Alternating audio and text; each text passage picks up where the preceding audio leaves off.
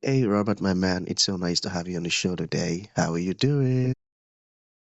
Doing good, Elijah. Thanks for having me on. Beautiful, beautiful. And thank you so very much for being here. You see, I truly appreciate you. And you see, Robert, oftentimes I love to thank my guest for two things.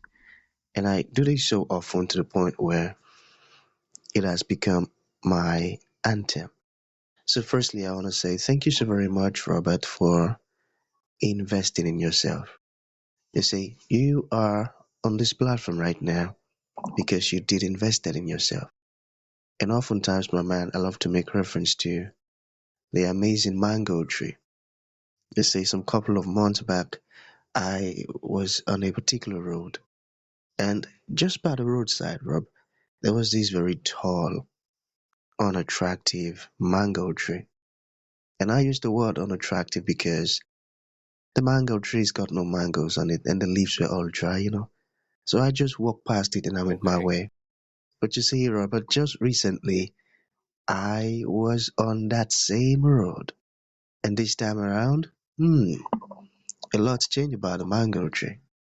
The mango tree caught my attention pretty good from a distance, and immediately I got the urge to move so close to it, of which I did, and it wowed me. Because now, the mango tree's got a lot of mangoes on it, beautiful green leaves and healthy branches, and not just mangoes now. I'm talking about ripe mangoes. It was such a lovely experience that day. I was so excited. Here is my point.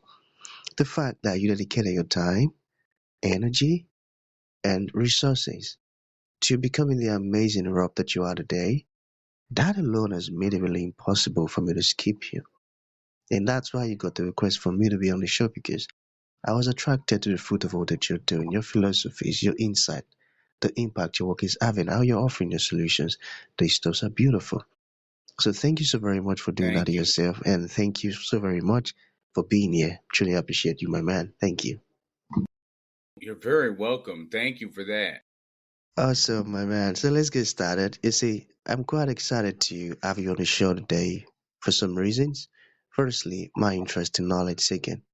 I believe in order for one to transition from a terrible situation to that of a beautiful one, Rob, I believe it takes the application of knowledge, quality information, and not just knowledge, but the application of it.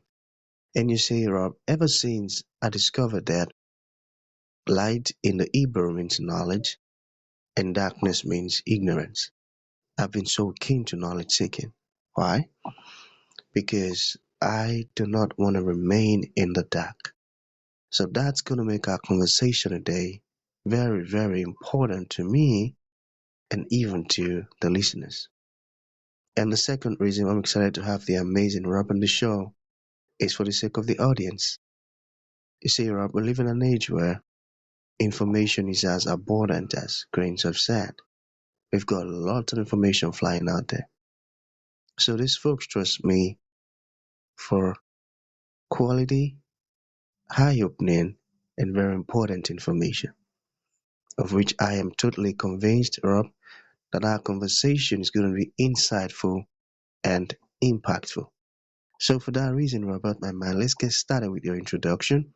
Talk to us about your personal or your professional journey, because right now we are so curious. We want to know how Rob got here. Then afterwards, I've gotten some beautiful questions for you. Okay, Robert, over to you. Right. Well, my name's Robert B-Cide Cardillo, and I go by B-Side. That's been my rap name for about 20 years. So I've been in independent rap music, hip hop music, doing it for about 25 years.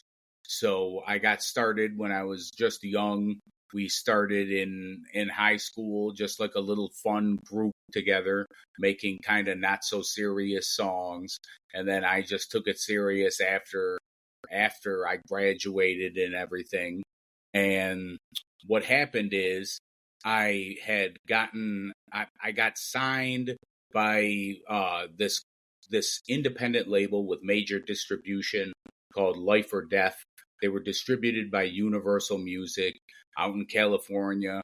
I ended up recording like a couple tracks with them. Ended up the label ends up going under, and I'm just stuck, where I am. So I just keep coming out with music. I come out with this album, and then I get struck down with a pulmonary embolism. It's a blood clot in your lungs. And I was in the hospital. That was in 2011. And then not so far after that, I got diagnosed in the same year with multiple sclerosis. And it kind of messed up my whole world. The doctor that I saw was kind of like, here, you can just take this shot and everything will be fine. He never really explained it to me or anything like that. He was just like, here, do this and just be on your way. And the shots never really worked for me, and I was getting a little worse. So then actually my father stepped in. He knew somebody at this bigger hospital in a different area of New York State where I'm from, and it's in Rochester, New York, and it's a teaching hospital.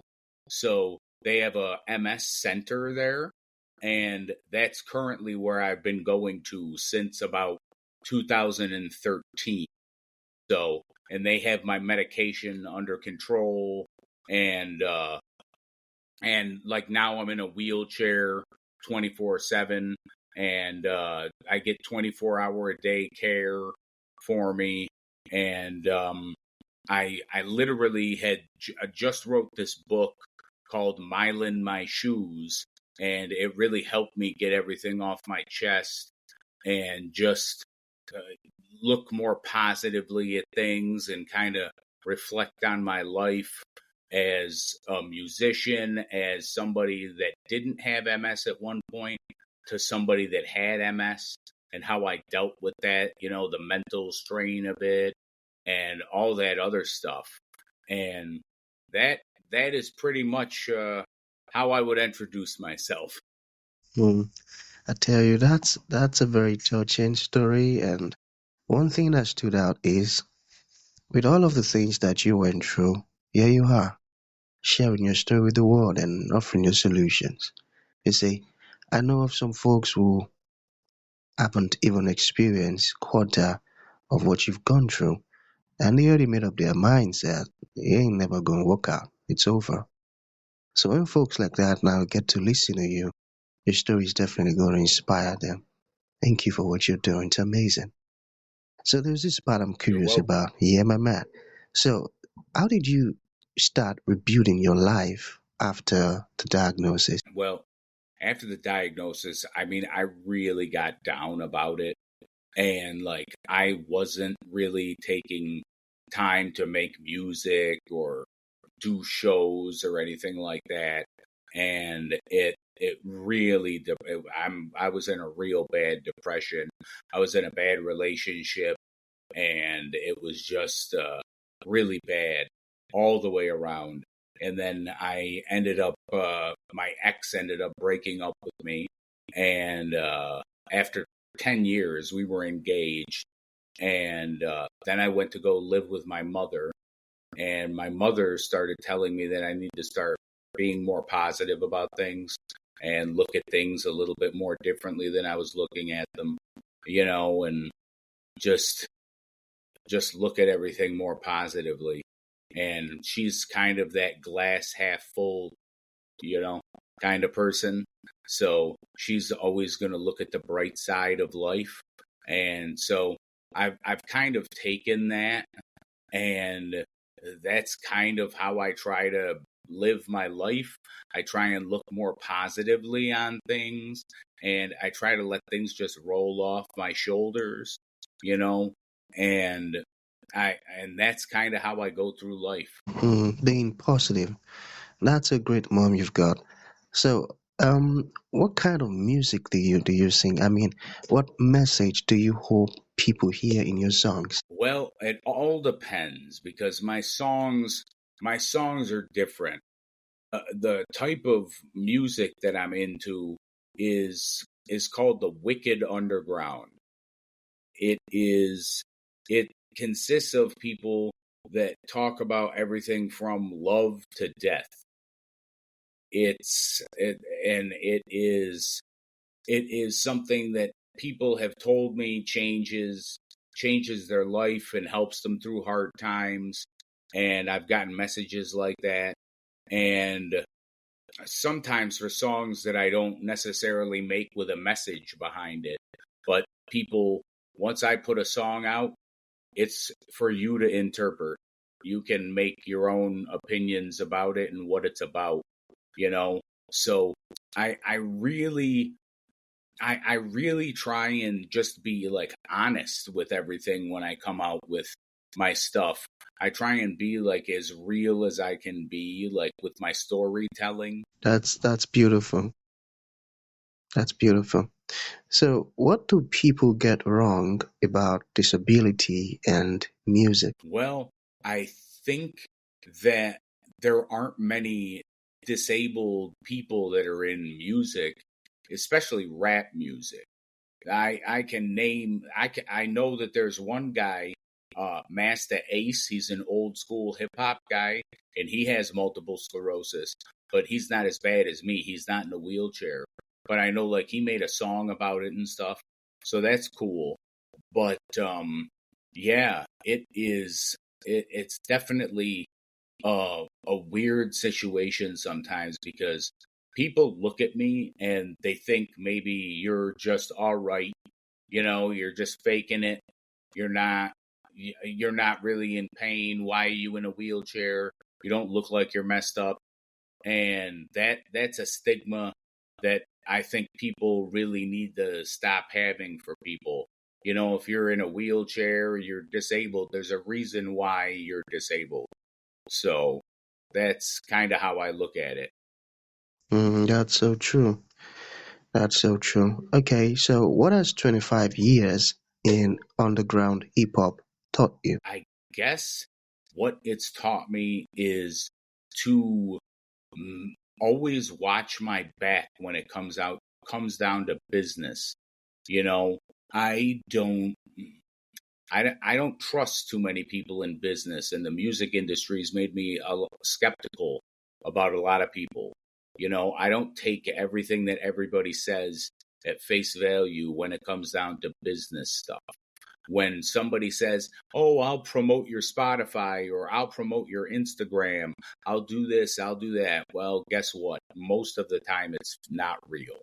So you are getting scammed by people that are capitalizing on your dream. And that is something that being in the business for so long has shown me, not to fall for these scams that people have, and to try and tell people about these scams that people have and that they are scams, and even though it does look good, it might it might really look good on paper, but it's not something that people should be doing.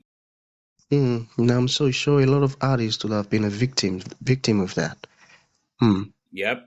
Wow, that's so terrible, I tell you. Okay, so how do you stay Yeah. consistent while living with MS? Well, luckily, the disease has only affected my legs to where I can't really walk, and like my arm and hands are numb. So it's not really that bad. Like it doesn't affect my vision for like how it does for some people. It doesn't affect my breathing or ability to eat or not to be able to, use my cell phone or something. So I mean, I try to do as much as I can because I feel like the more stuff that I do, it takes the pain away from me. For some reason, I don't know why. Maybe it has something to do with God. I don't know. But for some reason, the pain is not there when I am working consistently on some project. Wow, that's amazing. That's amazing. So, what would you tell someone who feels like life knocked them off the track? You need to get up and dust yourself off because you can get knocked down 10 times, but you get up 11. It's not. it's not about where it's not about where you're at right now, it's where you're going to. You can always change your situation by changing your mentality about something, and just trying to think more positively. And and if you need to pray or something like that, by all means you do that. You use everything in your arsenal that you can use to get yourself out of what you're in. Mm. You said something that caught my attention pretty good. You can always change your situation by changing your mentality. That's powerful. Wow, that's powerful. So let's talk about your book. All right. What do you hope people take away from your book? I hope that they take away the fact that if you continue on with something, that you're resilient enough to continue with something, even though you're not necessarily making a ton of money off it. But if you are able to do what you love and keep going at it and still be there after 25 years, then that is something that you're destined to do. That is something that people should just take and be like, I can relate this to my life in some way, where I did X, Y, and Z, and I came through better on the other side. Mm, beautiful, beautiful. So to bring this to an end, B-Side, what would you like to leave the audience with, like a final thought? And to those folks who like to make a purchase of your book, reach out to you, learn more about the beautiful stuff you're doing. How can that be possible? Sure. Well, I'll tell you what, if you want to check out my book, Myelin My Shoes, it's spelled like MYELIN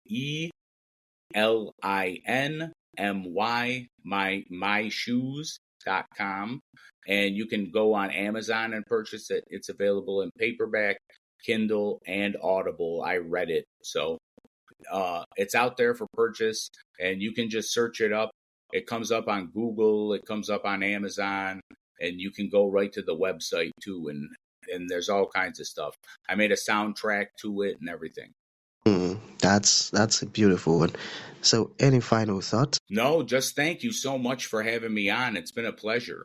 Beautiful, my man. So that's going to be the end of the show. Thank you for coming, Robert. And thank you for sharing your story and this beautiful insight with us. It means a whole lot, my man. Thank you. You're welcome.